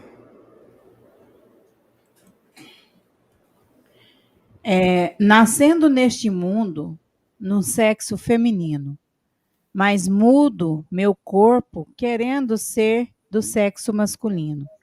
Retiro os seios, tomo hormônios masculinos e me transformo num homem. Quando desencarnar, como ficará o espírito na erraticidade? O espírito tem a forma que eu acredito ter. Se eu, mesmo estando num corpo feminino, me acredito que sou um homem e me enxergo como homem e tenho horror da feminilidade, a menstruação para mim é uma coisa que me incomoda profundamente porque eu me vejo homem, então eu automaticamente, ao me transferir para o mundo espiritual, eu vou apresentar as características, entre aspas, físicas, que espiritualmente eu acredito ter. Então, respondendo à pergunta, se eu nasci mulher, me creio homem e trabalho o meu psiquismo para me ver como homem, verdadeiramente homem, quando eu for para o mundo espiritual, eu terei uma característica masculinizada. Mas assim, por que eu encarnei mulher? O que a lei de causa e efeito queria comigo me colocando como mulher? Não estou dizendo que a pessoa está errada ou coisa parecida, mas como eu fugi da prova, ela vai voltar. Deve ter alguma razão na lei de causa e efeito para me colocar numa condição feminina tendo uma alma tão masculinizada. Então, eu fiz uma mudança de sexo, Então, aquela experiência não vivida, que era uma experiência natural, a tendência é que ela volte a se fazer, tá? Que a pessoa retorne uma outra existência para uma nova tentativa de viver as experiências do universo feminino. Não estou dizendo assim, vai ter que passar por castigo. Não, mas é uma situação natural. Se eu não quero seguir essa prova, deve ter alguma razão para ela, eu fugir, a prova volta um pouquinho mais à frente, para que a gente tenha o aprendizado que essa prova tem interesse em nos oferecer. Muito bem, Jorge, Alahá, ouvintes. Vamos seguindo aqui com Pinga Fogo. A próxima pergunta, Jorge, ela veio de um internauta que queria saber o seguinte. Jorge, no capítulo 25 do Evangelho, itens de 6 a 8, fala que Deus não deixa faltar nada e manda olhar os pássaros. Como falar isso para os nossos irmãos que não têm nenhum pão velho para comer? Quem foi que não deu o pão para ele? Foi Deus ou foi os outros homens que, por egoísmo, seguraram as riquezas para que houvesse tanta desigualdade no mundo? É muito importante observar que as construções sociais como nós temos, ela não é obra de Deus. Não tem nenhum lugar do universo escrito que Deus estabeleceu que a sociedade tem que ser assim como a gente organizou. Nenhum de nós ignora que a Terra tem alimento suficiente para todas as criaturas. Não falta alimento no planeta. Não falta. Mas se não falta, por que passa fome? Passa fome pelo egoísmo humano. Então, Deus provê os recursos para todos nós. Nós é que não estamos dividindo. O problema da carência está no excesso de um determinado lado que está gerando muita carência no outro. Eu não estou dizendo com isso que todo mundo deve viver absolutamente igual, porque a própria doutrina espírita diz que a igualdade absoluta não aconteceria porque as aptidões diferentes levariam a um desarranjo dessa tentativa de colocar todo mundo exatamente igual. Mas uma sociedade correta é aquela na qual não falta o necessário para ninguém. Todo mundo tem o suficiente para viver e aqueles que se ocupam mais comem e vivem melhor, mas ninguém passa carência. Então, quando você pergunta como entender isso, é um chamamento para o nosso egoísmo que está dormindo tranquilo, sabendo que está faltando comida no prato de alguém. O recado é para nós que temos de mais e não para aqueles que têm de menos. Ótimo alerta, Jorge. Próxima pergunta, a Divina vai trazer para a gente, Divina. A próxima pergunta, Jorge, é de uma mãe, né? Que tem uma filha e está preocupada. Jorge, me ajuda. Tenho uma filha adulta com cleptomania. O que devo fazer? Ela está grávida e nega seu problema.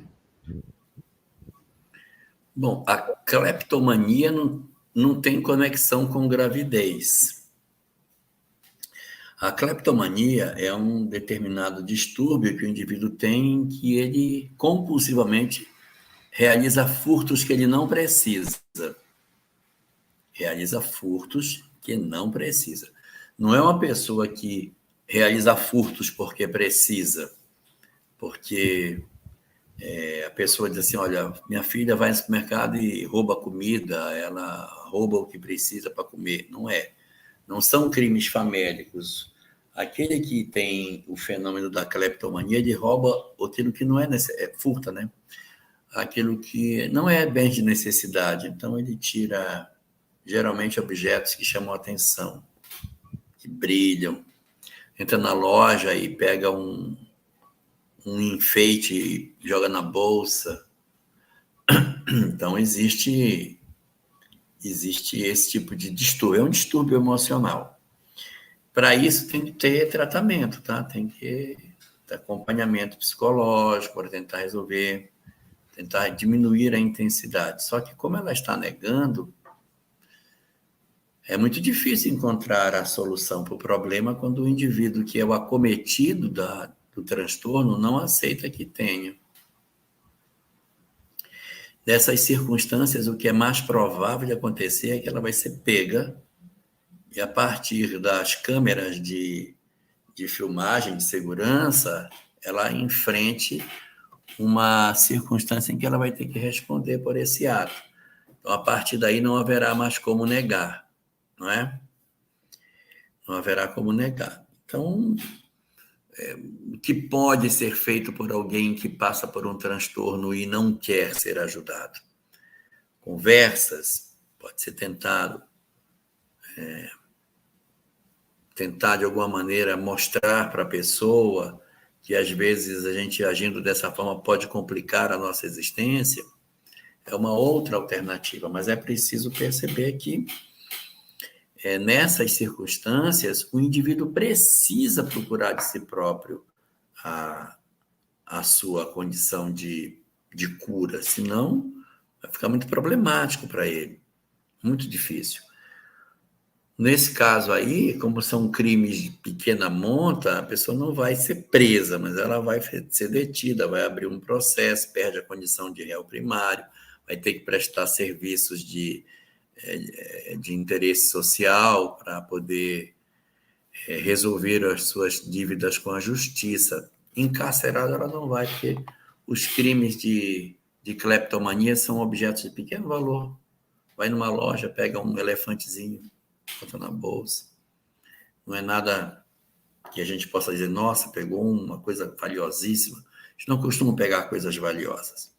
Com relação à gestação, não há nenhuma conexão. Ela está grávida ou não está grávida, isso aí não interfere em nada e vai tocar a vida como toca. Se você está preocupada que ela possa ser presa e não vai ter quem cuida da criança, provavelmente isso não acontece.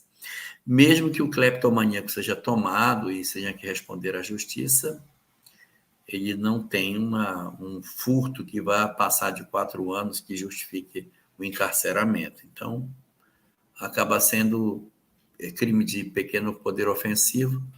A justiça brasileira tem maneiras muito brandas de lidar com isso.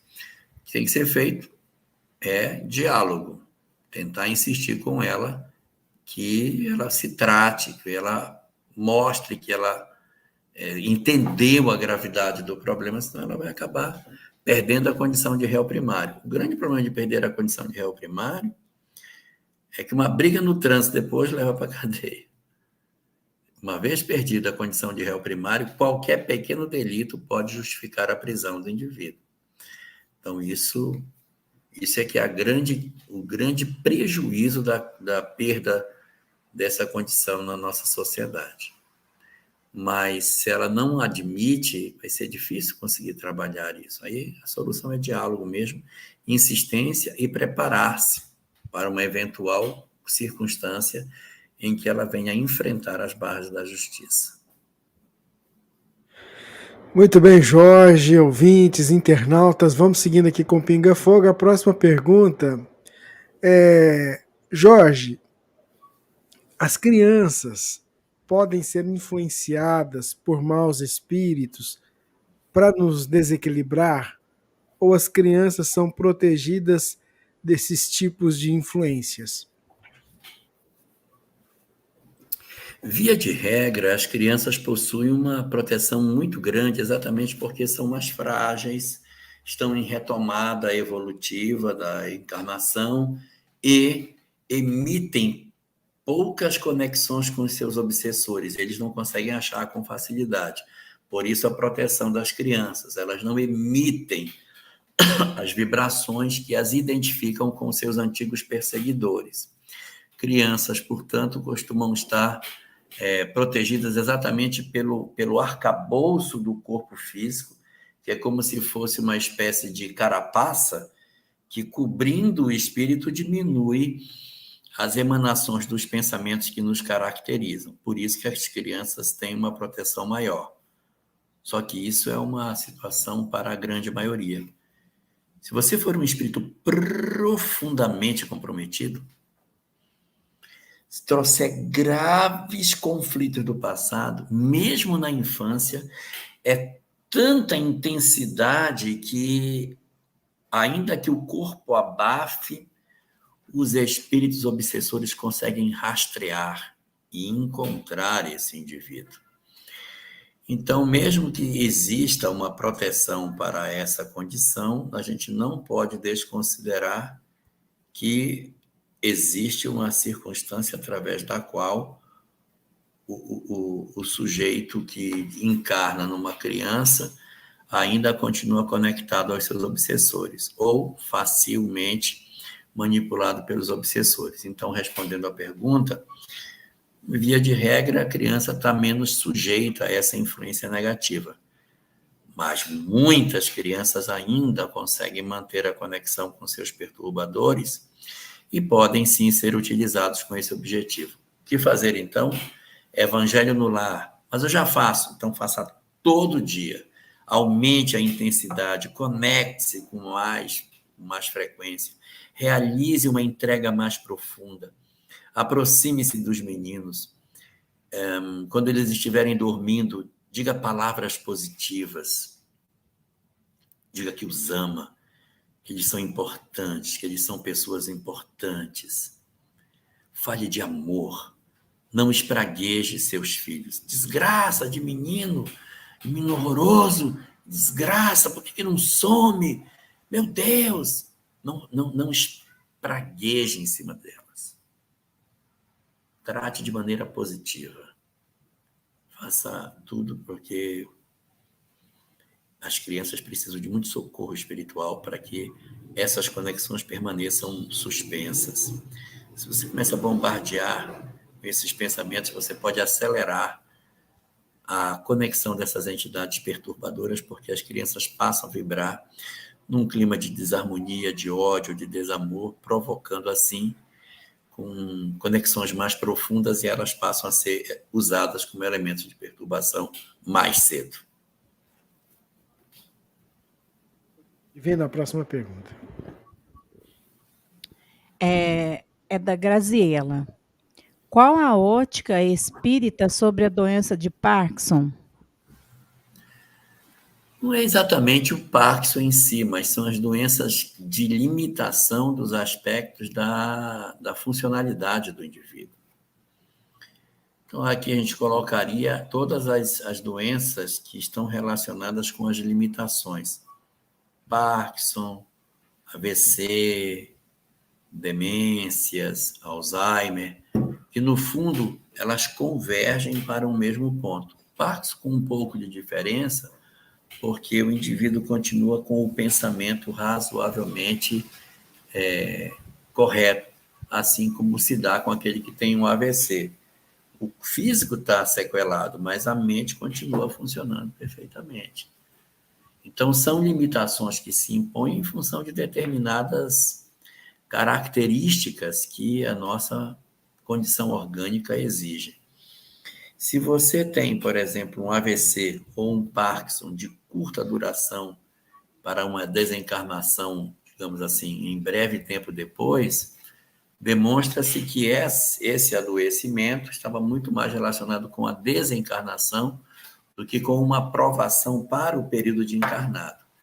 Mas se o Parkinson acontece muito cedo e passa-se anos para a desencarnação, ou o AVC vem muito cedo e tem muitos anos para a desencarnação, a limitação é uma imposição da lei para a disciplina, da vaidade, da aceitar a dependência, aceitar que não se é tudo que se pensa que se pode ser, admitir a pequenez daquilo que sou, para que a gente consiga aprender a ser menor, aprender a lidar com as limitações e respeitar a limitação dos outros. Tudo são aprendizados que a gente vai tendo. E o Parkinson, porque você continua tendo o cérebro nas condições de funcionamento normal, mas sem um controle motor, acaba sendo um educador nosso para aceitar as limitações da vida. E, às vezes, a gente tem muitas vaidades, tem muitas muitas crenças de que somos de corpos indestrutíveis, e o envelhecimento associado a esse mecanismo dessas doenças todas, elas vão trazendo para nós a convicção de que nós não somos aquilo que pensamos que somos. E uma tendência de tudo isso é a busca da espiritualidade do homem, que quando ele se percebe frágil, ele tem uma tendência de procurar uma compensação numa força maior do que ele. E é quando, então, a espiritualidade consegue brotar nas pessoas. Então, envelhecimento, adoecimento, limitações para o final da existência são convocações, são clarins que tocam na nossa vida, acordando o espírito para a necessidade de despertar para as questões espirituais. Outro dia eu estava num local, jantando com os amigos, semana passada. E aí a garçonete veio atender e perguntou: vocês estão fazendo isso na cidade? Não, não somos. Viemos aqui só para fazer um evento espírita. Espiritismo? O que é espiritismo? Vida após a morte. Ah, tá. Aí eu aproveitei, chamei a garçonete e perguntei para ela: Você acredita em vida após a morte? Só para saber. Ela ficou assim, aí disse: nunca pensei sobre isso. Não sei. Nunca me detive para perguntar para mim mesmo se eu acho que tem vida após a morte ou não. Então, a própria moça nunca se questionou sobre isso. Uma moça jovem, muito bonita, trabalhando, não está perguntando sobre isso. Mas na hora em que a limitação se impõe, que você não tem mais a mesma capacidade de sair, de ir, de fazer, isso projeta o indivíduo num processo de recolhimento interior e que faz com que determinados questionamentos e pensamentos que nunca teriam acontecido passem a acontecer. Por isso que os mais velhos são mais voltados para a religião do que os mais jovens. Interessante, o trabalho é muito grande, né, Jorge? Tá vendo? Você Sim. encontrou, né? Eu ficava olhando assim aquela quantidade de gente, esse pessoal não sabe nem que é um espírito. O trabalho é grande. Gente, a gente está chegando ao final do programa. Vamos fazer a prece. O Jorge vai fazer a prece para a gente. E eu tenho certeza que você aí do outro lado, acompanhando conosco, vai receber as energias necessárias, restauradoras, para continuar a caminhada evolutiva. Vamos lá, Jorge, com você. Vamos orar.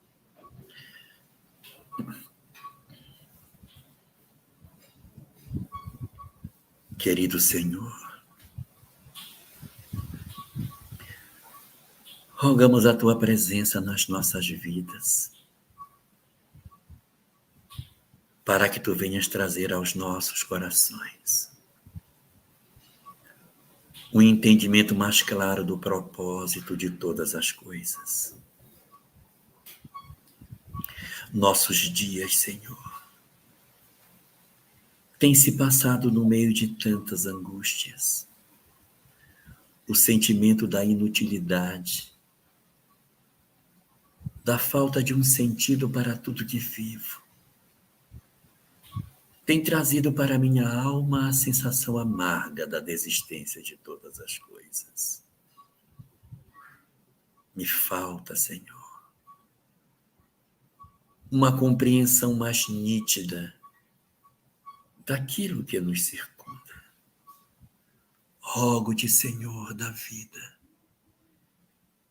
que me seja possível o contato com a mensagem consoladora, que me permita perceber o sentido da minha própria existência. Tenho sido visitado por tantas ideias amargas que fazem no meu coração morada e me fazem sentir, Senhor, que a minha existência parece não ter um propósito maior. Por isso eu te rogo, e para os dias que eu atravesso. Que tu me permitas perceber, Senhor, aquilo que outros tantos me falam, mas que eu ainda não consigo perceber na intimidade do meu ser. Deixa que a fé me visite, que o meu coração se sinta convicto de que sou um espírito, que eu me fortaleça no entendimento de que eu sou uma alma, Senhor, e que eu sobreviverei ao corpo. Eu preciso ter convicção de que tudo que atravesso são dores transitórias e de que eu sou imortal. Essa compreensão da vida tem me feito falta. E percebo que só ela pode dar sentido a todas as coisas. Por isso eu te rogo, Senhor, que tu me des a chance de que o meu coração seja iluminado profundamente pela fé. Que aquilo que ouço possa verdadeiramente fazer morada em mim. Que os meus pensamentos possam ser substituídos pela certeza da imortalidade, pela compreensão da continuidade da vida. Que eu consiga, ó Senhor, entender que aqueles que me precederam na grande viagem estão vivos. Eu necessito dessa compreensão para que eu tenha força. Traze para os meus dias as luzes do esclarecimento espiritual que estão me fazendo tanta falta, para que eu releia todos os enigmas da vida pelas luzes do Espírito. Ó Senhor, me ajuda a entender o mecanismo da reencarnação. Me ajuda a compreender essa lei de causa e efeito que tanto me falam e que eu preciso compreender o mecanismo que ela tem para que se encha de beleza a minha existência, para que eu compreenda o teu amor, para que eu consiga perceber que existe uma razão para as minhas lágrimas. Senhor, eu rogo que tu me auxilies para que essa compreensão espiritual da vida me permita ler o lar em que eu me encontro como sendo a grande escola de aprendizado que eu preciso. Ajuda com que eu consiga ver meus pais como espíritos que possuem um tempo de passagem pela terra e que demandarão ao mundo espiritual, continuando suas histórias sem terem desaparecido. Convence o meu espírito que sangra de dor, de que os meus filhos que partiram, os meus amados vivem e que me aguardam. Não deixa, Senhor, com que as ideias amargas da desistência de tudo voltem a tentar habitar o meu coração, mas faze com que a lâmpada viva da fé, acesa no interior do meu ser, não permita mais com que os pensamentos negativos do desamor, do amargor e da depressão voltem a tentar se instalar dentro de mim. Senhor, aclara meu entendimento para que me seja fácil participar de uma instituição espírita, para que eu entenda através dos estudos e das palestras, encontre as respostas que busco, para que as peças do meu quebra-cabeça se encaixem e eu consiga, Senhor, finalmente me curvar diante da tua sabedoria, apaixonar-me pela vida de maneira verdadeira e me comprometer de modo legítimo, não só com a minha felicidade real, mas com a de todos aqueles que tu endereçares ao meu encontro. Me ajuda, Senhor, para que eu consiga edificar o meu lar nas bases da fé. Derrama teu amor sobre o espaço em que vivo e acolhe carinhosamente as entidades que durante tanto tempo estiveram em convivência estreita comigo, me sugerindo as ideias de desistência, de desinteresse pela vida, fazendo com que elas também sejam envolvidas pelo teu amor. São teus filhos, Senhor, e são meus irmãos. E eu peço por eles, porque na medida em que oro, me sinto mais forte e te peço que tu abençoes a todos esses que durante tanto tempo estiveram tão presentes dentro dos meus pensamentos. Assiste-os porque precisam de socorro. No fundo, são almas entristecidas pelas dores do mundo e que precisam de colo, de agasalho, de amor. Aproxima de todos esses companheiros os seus entes queridos para que os tomem pelas mãos, reensinando-lhes a amar, reensinando-lhes a acreditar num futuro, reensinando-lhes a se inserirem no grande mecanismo da vida. Te rogo assim, Senhor, não só por eles, mas pela humanidade inteira, que em virtude da nossa descrença, temos enfrentado tantos horrores e tantas angústias. Peço-te por todos nós, Senhor, para que o teu amor incomensurável, derramado por sobre toda a humanidade, desate os grilhões das obsessões tenazes que têm impelido tantas criaturas na direção da desistência de todas as coisas. Senhor, cuida-nos com teu amor, protege-nos com a tua graça e fortalece-nos o ânimo para que nos momentos graves da existência sempre lembremos que somos almas imortais, que nunca se apague em nós a compreensão daquilo que verdadeiramente somos. E dentro disso, agradecemos-te profundamente o benefício que a oração nos faz, a graça da percepção das entidades espirituais amigas a nos fortalecerem e a nos retirarem do estado de sofrimento. Obrigado assim por tudo, Senhor.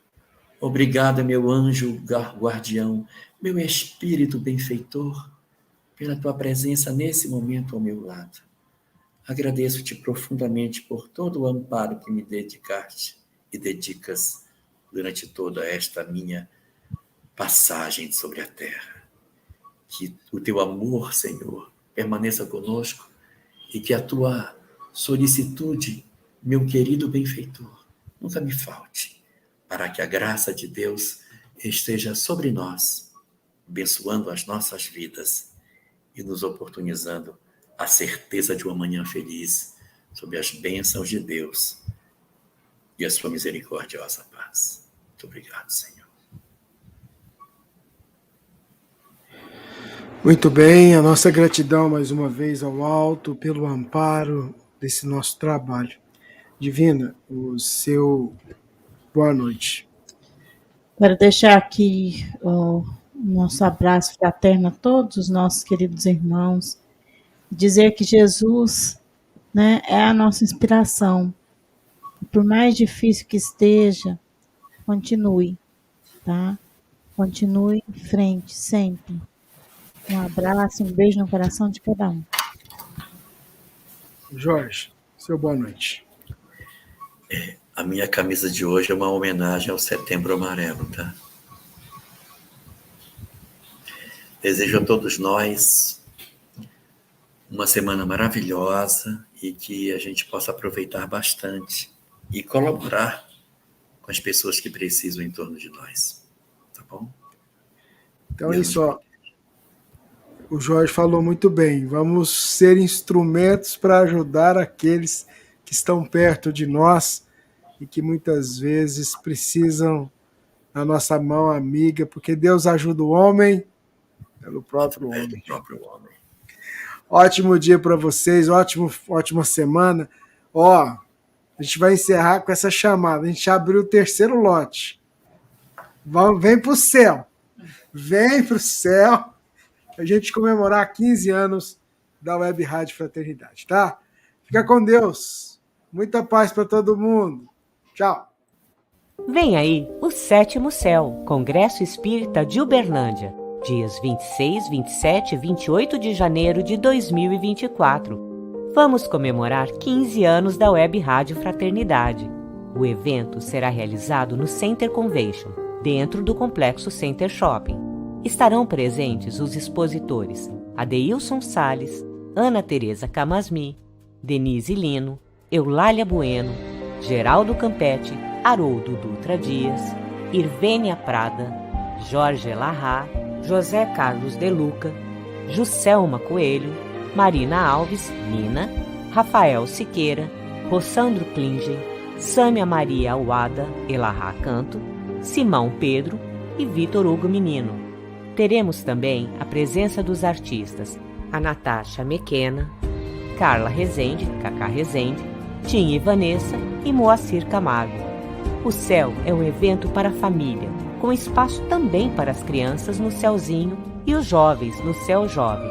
Acesse www.congressoespírita.com.br. Vagas limitadas. Esperamos você!